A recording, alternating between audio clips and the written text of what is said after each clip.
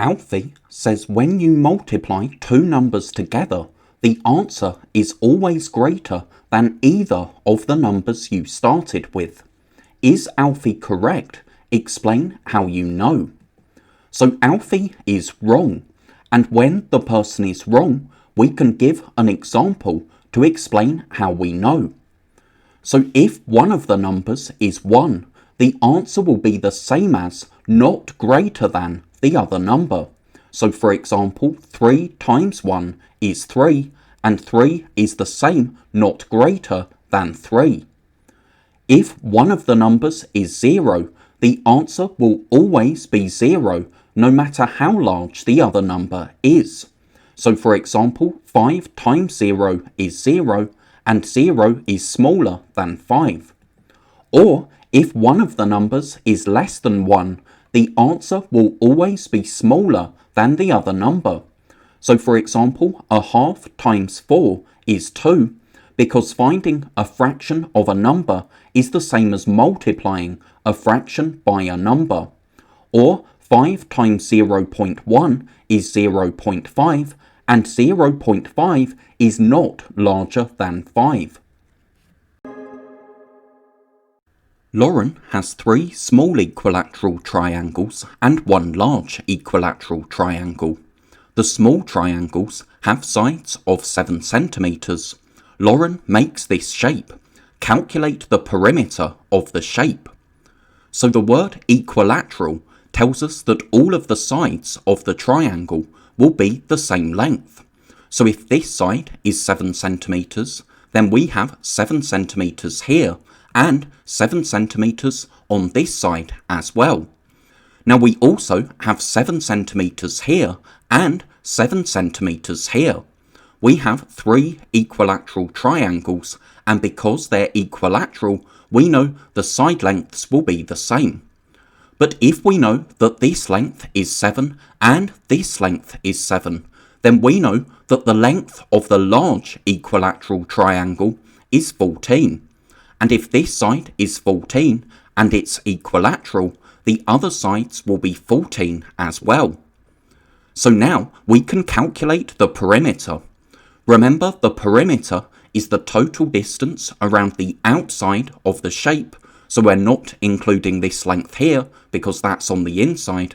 But we can see that we have 7, 7, 7, so that's 21, and then we have 14 and 14. So 28, and putting that together, we get a perimeter of 49 centimeters. Which is larger, 1/3 or 2/5? Explain how you know. So to compare fractions, we need to find equivalent fractions which have the same denominator. So 15 is a multiple of both 3 and 5, so we can find equivalent fractions with a denominator of 15. 1/3 is the same as 5 over 15, and 2/5 the same as 6 over 15. So that means 2/5 is larger because it's equivalent to 6 over 15, but 1/3 is only equivalent to 5 over 15. A and B each represent a whole number between 1 and 10. 2a plus b equals 8. Write the 3 possible combinations of a and b. 1 is done for you. So 2a means 2 times a. So if a is 1, 2 times 1 is 2, and then from 2 we need to add 6 to get 8. So that's why when a is 1, b is 6. So now, what if a is 2? That will be 2 times 2, so 4, and then to make 8, we need another 4. So that means when a is 2, b is 4. And now, let's see what happens when a is 3. So 2a is 2 times a, so if a is 3, that's 2 times 3, so 6, and then we'd need to add 2 to make 8, so b would be 2. Archery is an Olympic sport. In 2008, two archers called Park and Zhang were in the women's final. Both archers shot 12 arrows. Zhang won the final by 1 point. Complete the table for Zhang below. So if we look at the table for Park, we can see that we have the number of points and the frequency. So for the frequency, we have 0, 4, 3 and 5, so that adds up to 12.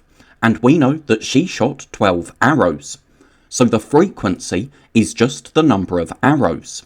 So Park shot no arrows worth 7 points, but she shot 4 arrows worth 8 points. So 8 times 4 is 32, so she would have got 32 points from these 4 arrows.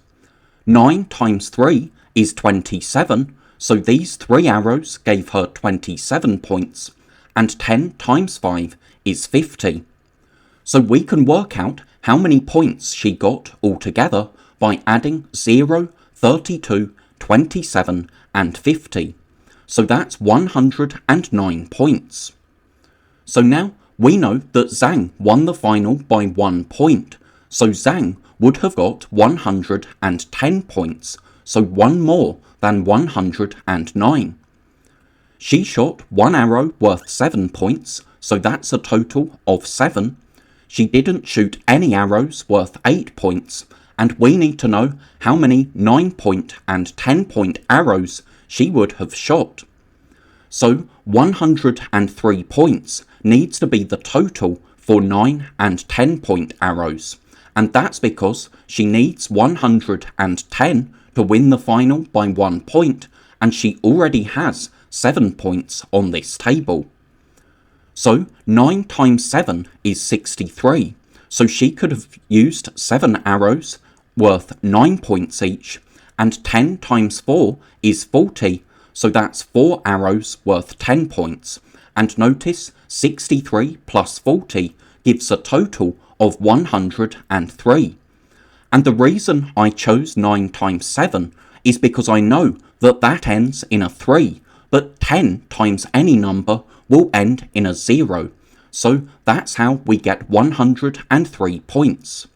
And notice 7 plus 63 plus 40 is 110, so that's 1 more point than 109. Mr. Jones has 2 sizes of square paving stones, large and small. He uses them to make a path. The path measures 1.55 metres by 3.72 metres. Calculate the width of a small paving stone. So here we have a total length of 3.72, and we can see that that's 1, 2, 3, 4, 5, 6 small paving stones. So if we know that 6 small stones make a total of 3.72, we can find the length of 1 by dividing 3.72 by 6. So that gives us 0.62. So the width of a small paving stone is 0.62 metres or 62 centimetres. A sequence of numbers starts at 11 and follows the rule double the last number and then subtract 3. So we can see how this works because double 11 or 11 times 2 is 22, and if we then subtract 3 we get 19, so we get the next number in the sequence. The sequence continues. The number 4099 is in the sequence. Calculate the number which comes immediately before 4099 in the sequence. So we take the number before and then we multiply by 2 or double and then subtract 3. And we have the number 4099. But we want to know the number in the sequence that comes before. So we can work backwards. So instead of subtracting 3, because we're working backwards, we can use the inverse and add 3. So that will give us 4102.